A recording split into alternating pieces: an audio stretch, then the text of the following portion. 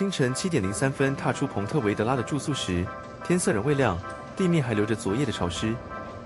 街道靜悄悄的，但朝聖者的腳步聲已經在石板路上此起彼落。這座城市還在睡，而我們已經開始了新的一天。沿着 N550 公路一路向北，目的地是卡爾達斯德雷斯，官方路線標示為21.1公里。穿過特別為中世紀市集 Firefrank 搭建的臨時城門後，便走進了城市重要的聚會場所費拉里亞廣場。這裡正準備迎接1年1度的中世紀慶典，空氣中帶着節慶前的悸動。Firefrank 是彭特維德拉自2000年開始舉辦的中世紀市集，每年9月第一個週末登場，2013年起更被列為觀光節慶。下面分享朝聖之路走完隔日，特別返回參加 Firefrank 看到的精彩內容。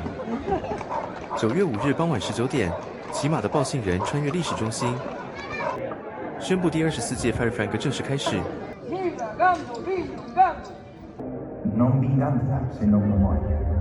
夜裡22點 ，Ferry 廣場上演出 Asmegas， 由 Pablo Mendes Performance 團隊帶來的開幕秀，火光、舞者與音樂交織成一場魔幻的夜宴。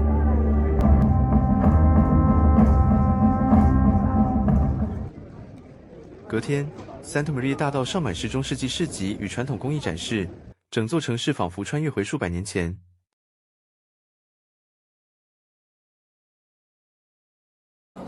回到朝聖之路的第5天，天色未明，老城區的商店燈火通明，準備開始一天的營業。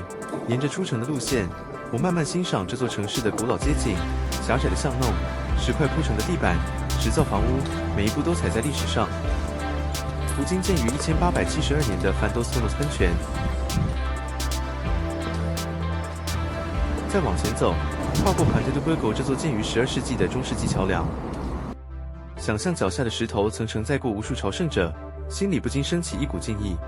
離開老城區後，天氣開始變化。前方幾位年輕朝聖者把睡袋掛在背包外側，看着天空，我替他們捏了一把冷汗。果然，雨說下就下，而且越下越大。有些朝聖者不畏風雨繼續前行，而我們則在聖瑪利亞、阿爾巴教堂前的棚子下暫避。雨勢毫無減弱跡象，只好穿上雨衣，順着黃色箭頭繼續前進。下雨天是朝聖者真正的考驗日，鞋子濕了，衣服粘在身上，路變得泥濘，但每一步都更顯得踏實。雨終於停了，路程也接近小鎮。抵達 Posada do Peregrino 咖啡廳時已經11點32分，終於能吃上第一餐。可惜天氣不佳，不然在葡萄藤下用餐一定別有風味。咖啡廳生意極好，排隊人潮不斷，店內還設有朝聖者章可以自行蓋章，為旅程增添一份儀式感。中午過後才走完一半的路程，接着有一段需要與 N550 公路並行。Go go go go！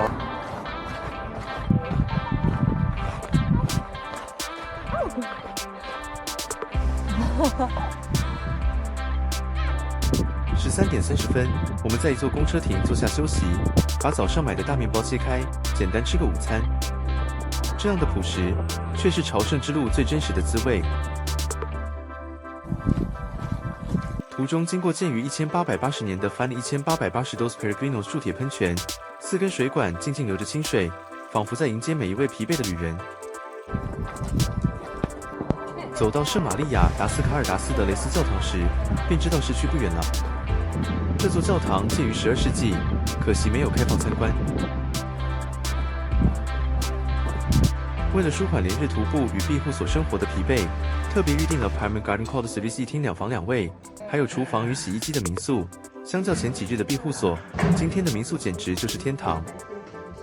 卡爾達斯德雷斯是歷史悠久的溫泉小鎮，以天然溫泉聞名。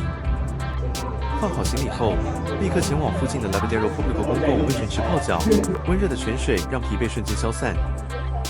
晚上到烏米亞河畔的 As Termas 餐廳用餐，坐在寬敞的戶外空間，一邊享受河水潺潺的聲音，一邊品嘗豐盛的西班牙料理。最後端上桌的章魚腳外脆內軟，令人驚豔。伴着微醺的氣氛，這一天的旅程在歡笑與滿足中畫下句點。